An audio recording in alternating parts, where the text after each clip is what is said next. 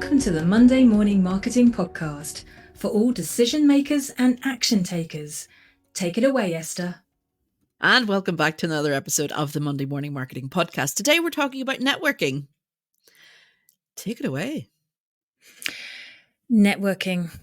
It's a love or a hate kind of scenario for a lot of people.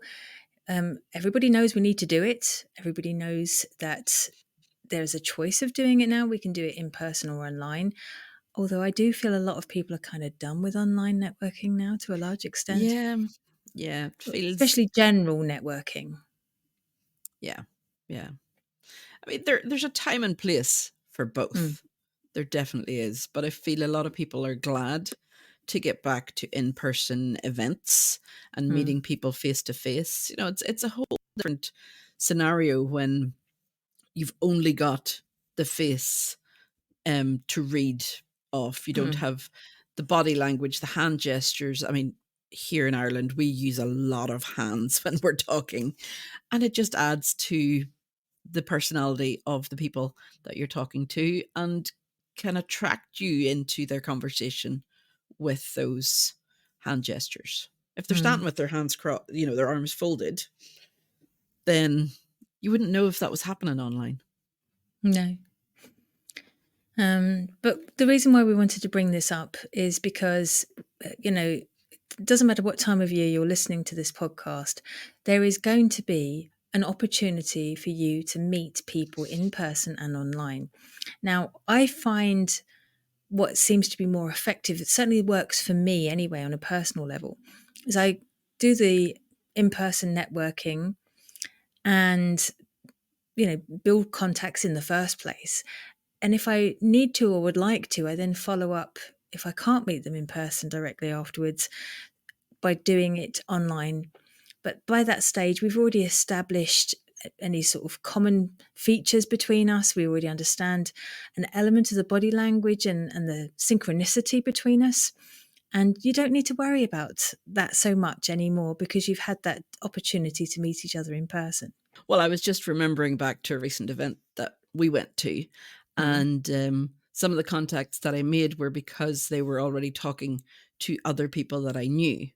So the other person would bring you over and say, "Oh, do you know so-and-so?" And it's a more natural way of getting introduced.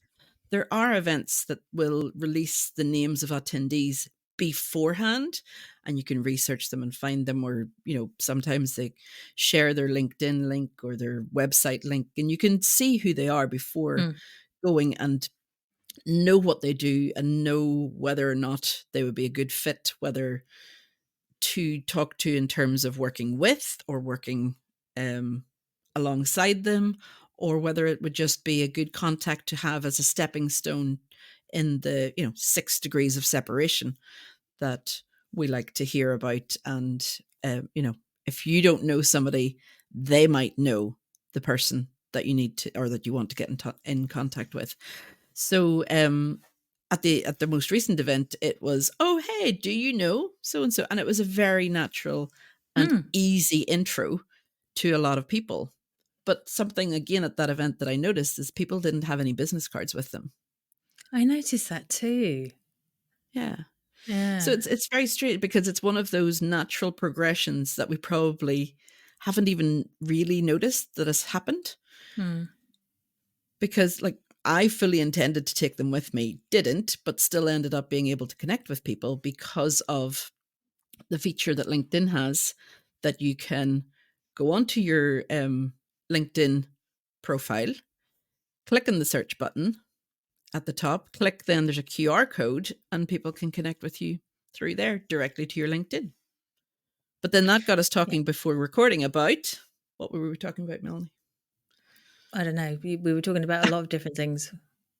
Digital business cards. Oh, that too. Where you can have a QR code on your phone. It doesn't even have to be a digital business card. It can just be a photograph of a QR code, or, it can be the QR code saved on your phone that doesn't necessarily lead them to LinkedIn. It will lead them to your mailing list, or it'll lead them to your website, or lead them to wherever you want them to go to. So, one of the things I actually liked at that event that we were both at is they kind of facilitated the networking from the stage as well. They made a point of saying, whoever you're next to, you've most likely met and introduced yourselves. Maybe it's somebody new. This is your opportunity right now to share your LinkedIn profile so that you can connect later. And Mhm. so many people did it, didn't they? Yeah, yeah. And we were just reminiscing that LinkedIn used to have a wonderful feature that you Mm. could turn it on, and if anybody else in the room had it turned on, you could connect without physically meeting them. But it is nicer to physically meet people rather Yeah. than just Have stalking some them. random person just attach. So, Yeah, just by we were at the same event. I didn't talk to you, but hi. so what we would like to impart in today's talk, I suppose, is it's really important to get out there and meet people, but there has to be a point to it. Just like there has to be a point to posting, there has to be a strategy that we'd like you to come away with. And networking isn't just networking, it's building connections. That's the point of it. It's not just, oh, it's nice to meet people and be friendly and have some attention, although that is nice. It's also to build connections too. Now, I'm going to another event in the next few days. I'm not going to date it, so so this doesn't sound old in a few months' time. And I know exactly what this event is about. There are trade stands there. I've got some indication of the type of people that are going to be there because I understand what kind of event it is. And I'm going to be doing my research. I've actually been doing my research, and I'm going to be taking presentation packs or information packs to the trade stands. The wonderful thing about online profiles and network, social media profiles and that sort of stuff is you can see the social media footprint, the digital footprint of the businesses that are going to be attending. And I can see where there are some shortfalls. Mm. So yeah, so my hope is that I can go in there and without directly saying, this looks bad, because it doesn't look bad, but it doesn't look great. It could be improved upon. And by going to speak to the right people at the event, which is the important thing. So I don't exactly know who's going to be at the event. I just know the business is going to be. At least then I stand a chance of plying my wares. And because I'm going completely prepared, I am going to be taking my business cards with me, but I'm also going to be taking QR codes and other bits and pieces because some people don't want to take business cards anymore, No. which is fine. Yeah. So I'm going along with a great deal of planning and thought and a strategy and a call to action that I'm hoping my client, my potential client will take in order to engage me. Yeah. And it's something that, you said a lot of people don't like taking business cards anymore. I really enjoyed getting business cards because then I could write on the card Agreed. what they did, where I met them, and maybe points that I wanted to follow up with them on. Now that we just connect on LinkedIn, unless I see them or, they've tagged me in the photograph that they took at the event, I totally forget who it was, unless I'm going to need to take a notebook with me and write and just go, Mm. hang on a minute, I'm going to, you know, Yeah, didn't it, didn't we all run to that stand yes. getting It'll- notebooks because we all forgot? because you do need to follow up, whether it's just oh, hey, how did you enjoy the event? Or have you had a chance to look over the information that I gave you at the event? You follow up is key as it Mm. is in anything, because they might forget who left the information at their table, or they might forget which of the 20 or 50 new faces yours was. And Mm. if you didn't do the follow up, and I mean, it doesn't even have to be the very next morning or 2 hours after the event. It can be a few days later when you go, oh, I really enjoyed such and such about the event. What about you? And it's more of an engagement and interaction rather than a, hey, remember me? Mm. Um, you don't want to scare them off, but you do want that conversation to keep continuing and flowing, either on emails or through social networks like LinkedIn. Mm. I think also if you've got a way of engineering a conversation with somebody as well. So if you've got like conversation starters, asking questions about the person or the business themselves, people, especially at networking events or trade stands or that sort of stuff, they're there for a reason. They want exposure of some description. So if you open the door and say, look, tell me more about you or your brand, they will. That's the whole Yeah. point of them being there. Yeah. And I find when I go to networking events, especially when you're trying to build connections, I hate going first because I have no idea who's in front of me. So by them telling me more about, their business, I can find something I can connect with and relate with. And even if it's just talking about family, I Yeah. can connect with that even if I don't understand the actual business itself. Yeah. I really enjoy connecting with people when they say, oh, and I was late because I had to take the dog to the vets, or had to, Mm, run the kids to school because they forgot their lunchbox. Like, totally relate to that. There's mhm, things that you can relate to on a non-business level that can open the door to building the relationship, that when they think about, oh, who do I need for social media training, they go, oh, the woman that has the two cats that she rescued them, and them, she was telling me about them. Oh, what's her name? But they relate you to that story that you told them about your cats. And her name's mm, Melanie, by the way. Or, oh, we need a website, and who's going to build it? Oh, the one that has the two crazy dogs. That's me, by the way. So it's it can be a great way to be remembered, mm. but in order to be able to build those into the conversations, you need to be actively listening and not just waiting Yes. your turn to be, and what about you?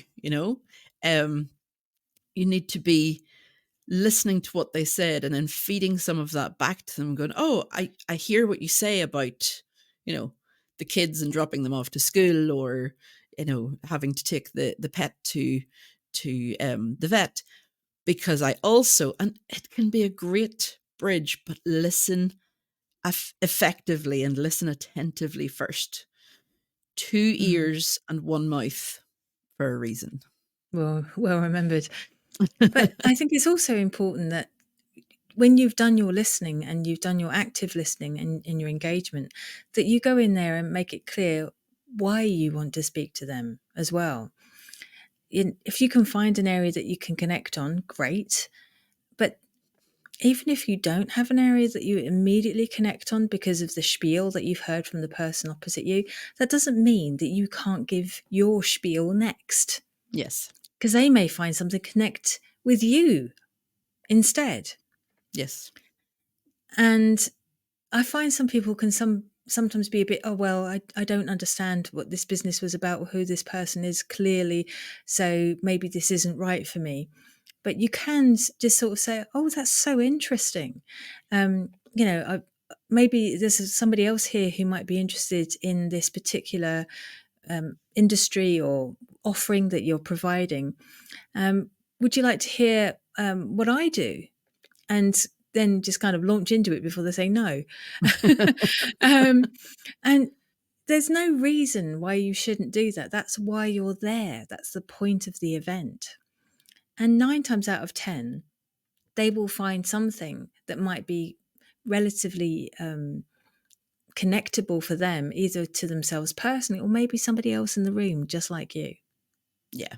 There's a local networking group that I attend, and it's on every month. And the chairman of the group always says, "Who are you looking for? What are you, what type of people do you want to attract? And tell us that, because if we're not here in the room, then we might know of somebody immediately." And even though I've been attending the group now for about 9 years, and there's always one person that will say something different about their business or somebody that they've helped. And some of those have really resonated with me, going, huh, never Mm, thought that you could help that type of people. So now I know that I can refer my friend, or that and I know I can refer my teenage son, or something like that, because of he's a hypnotist, by the way, a clinical hypnotist.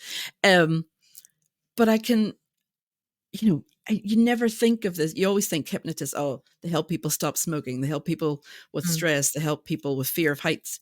And of no, there's so much more. And every time he comes out with a different story, it's like, never realized hmm. that you could also help with that. I never thought, wonder if he does dogs as well. But anyway, um, if you don't ask for what you want, if you don't say, I'm looking for people who need a new website, people who need training in social media, or people who need help to get to the next level of their understanding in XYZ, or I'm looking for, I'm always going back to the candles, aren't I? I'm looking for husbands, boyfriends, spouses who want to surprise their wife with a Oh, signature right. smell I was of a wondering where that candle. was going then. I thought you were looking for a husband.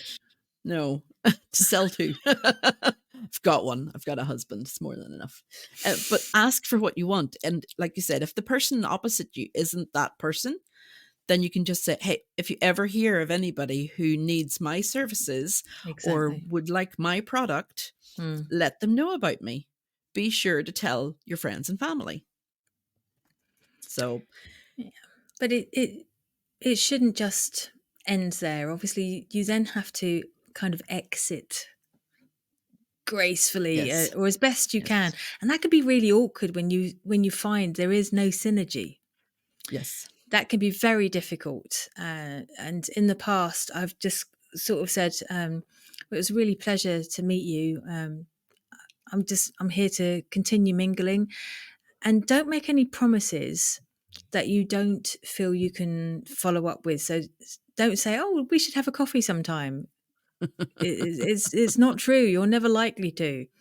Yeah, But if you are going to say that, then as Esther said earlier on, it's so important to do that follow up, to actually arrange that coffee, even if it's an online coffee. If you meet somebody yeah, from quite a distance away, you can both have a coffee opposite one another in a Zoom, yeah. which is what we did actually before we started recording, wasn't it? It is. It It is. is. So, it's just trying to be honest with the people that you're approaching, because honesty sells, I think. I know people say sex sells, but I don't think so. I think honesty sells. And if you can be sincere in what you're offering and what value you can give people, they remember that far better. And even if Agreed. you don't find a direct synergy, which it does happen, or worse still, you meet somebody who's in exactly the same space as you. Yeah, Yikes. but you can Um, then you found your exchange. competitor. Yay! Well, you could also have found a collaborator. You could Yeah. have found somebody who is having a difficult time with a client or a situation that they're going through. So you That's can true. offer advice and support. I mean, there are lots of ways that you can work with your competitors and help them. And if at the end of the day they've got a nightmare client that they can't help, you could take that person off their hands and they might not be a nightmare to you. Well, It's, yeah. There's you always know, space for some synergy. If you just spent the time with each other, you might find something that works. yeah, agreed. So it is time for us to go. We hope you found the topic of interest today. I hope it helps you prepare for your next networking event. If you've got any other suggestions that we need to include, do let us know and we'll do this again. And we'll be back next week with another podcast. Bye. Bye.